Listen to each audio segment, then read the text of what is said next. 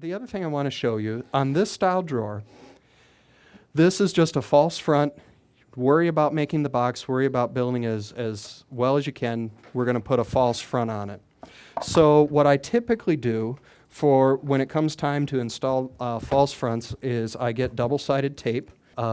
This stuff is really nice. It's not like the thin Scotch tape where unless you're touching exactly on it, it'll grab. It's thick enough that there's a little bit of a cushion. So what I would do on a drawer like this, depending on how much tape I have left at the time, I could run a strip side to side. Sometimes I'll run a strip up and down like this. So I have a strip over here. I try not to do that where I have spots without tape. So let's do like that and pretend we're putting that together.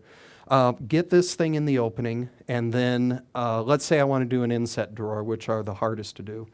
On an inset drawer, I would very carefully size the drawer to the opening, and at that point it doesn't matter really what it is. If it's not a perfect rectangle, that's fine. If it's a parallelogram, cut it to fit that opening, and just get a nice even reveal around the outside. A lot of our photos, you'll see us using pennies as spacers because we figure people can afford those. And you can use shims, you can use playing cards, however many playing cards you want, left to right, top to bottom, and then just push that drawer, that false front against the drawer after you peel the backing off, and it should stick on there. Give it some good pressure, and then very carefully pull the whole unit out. Typically, on a big drawer, we'll actually screw through this into the false front, so we'll screw them from the back into that. On a smaller drawer, you could probably get away with just drilling whatever holes you want for hardware and attach it that way. And that's how these guys were done. So I don't know if you, sorry. So this is our sharpening station. This ran maybe in last month's issue, and this is a false front. So what I've done is I've just spaced that, so I have a nice even reveal all the way around. But when I pull out the drawer, you might notice it's not even left to right.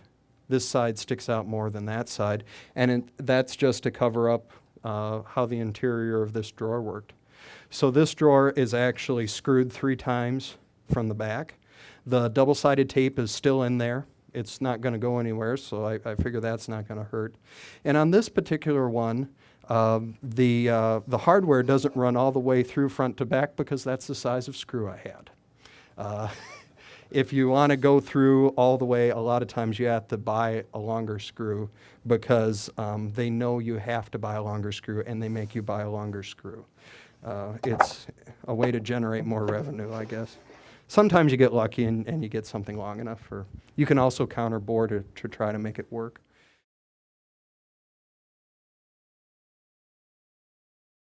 What I want to do is actually do an integral front, which is this thingy-majiggy. Let's see if I get out of the way. Oh, I'm not helping. There it is. So think of this like this half-inch drawer front is right here. You have your little tongue that goes into your dado. You have a rabbet back here, but on this we already have the front on there. And this isn't as fun to machine, but when you get done, you have an integral drawer front where you don't have to attach anything. It's on there, it goes right in. So to do this, the first thing we have to do is we have to cut this groove in there. And you could do it a couple ways. You could do it at a router table, either vertically like this with I'd do it with an upcut spiral bit, or if you have one of those 3-ring slot cutters, you could do it at the router table like that. I'm going to do it at the table saw just to show you how to do that if you want to try it. Okay, so this will be the side on this. The first thing I need to do on this cut is I need to make a groove the same depth as my drawer side. So my drawer side is going to drop in, and I'm going to use my side to set my blade height.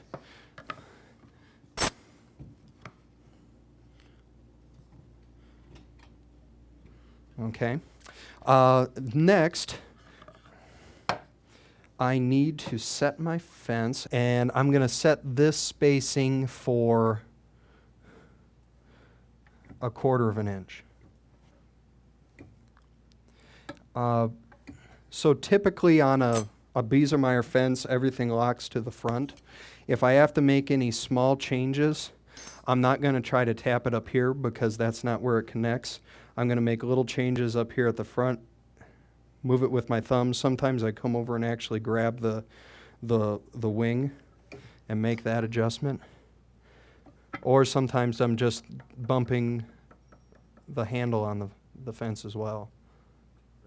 So now I have to run this over this. And I talked to my boss, Kevin, about this. I said, how do you do this? And he said, I do it the exact same way you do it.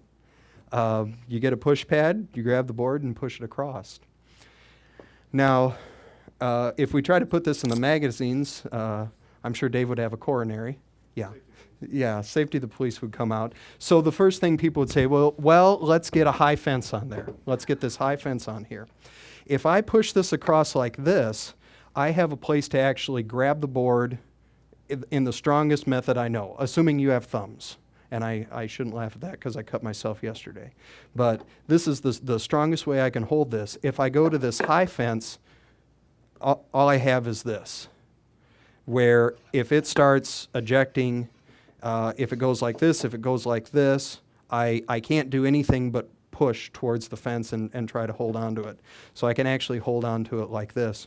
If you're not comfortable doing this, or let's say your saw doesn't have a fence that's exactly square to the table, or it's a low fence where you don't feel like you have enough meat to keep this thing from moving back and forth, a good way to go about it is to build a little saddle jig, where a saddle jig would simply be a vertical board similar to this, and then you'd run a board across the top and a board across here, and then your saddle fence would ride along your rip fence. But for this, we just do it this way. As long as you have a sharp blade in it, in your saw,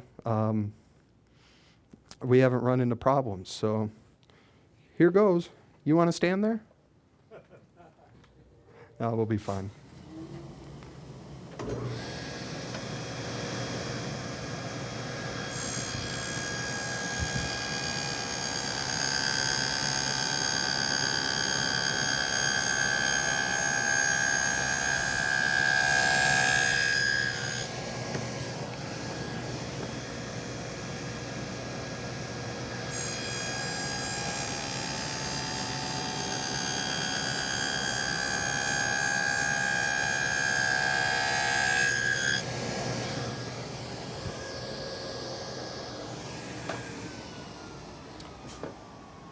So there's that guy. And then the other two things that really make this safer, I have a zero clearance insert. When this goes through, it's not going to fall down into the saw. And then my other little secret weapon, I have a push pad that actually pushes, not slips on me. So we have that. So for this particular style of drawer front, we now have this groove cut all the way in, and we have to remove a little bit of material so that the drawer has somewhere to go. So on this, I have to actually cut away about 1/4 inch. And I better double check to make sure what side is front and what side is back. So this will be my front. I'll actually write on it front. Genius. And now to do this, I could set up, I could take out my dado set, put in a regular saw blade, and just make that cut. But what realistically is going to happen is all you're going to do is create a little projectile that comes shooting out at you anyway. So I'm not going to change my setup. I'm just going to put my sacrificial fence back in and then machine off the whole thing, basically turn that off cut into sawdust, and not have to deal with little projectiles. So for this guy, again, run the fence right up to the edge of the teeth, because I want to go in at about 1/4 inch. Right now this is set a little bit high, so you want to make sure to lower this just a little bit so you don't plow through your drawer front. I've already messed up because I have the wrong side up. So we'll go like that. So on this, I could push this through with my blocks. I'm going to get a little bit more support if I use my miter gauge.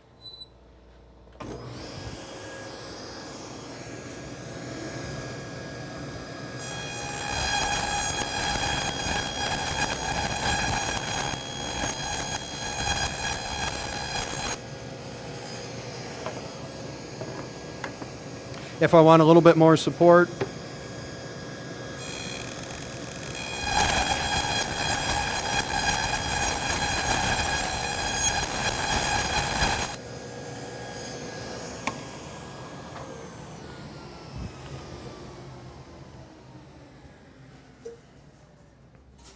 so that is that guy.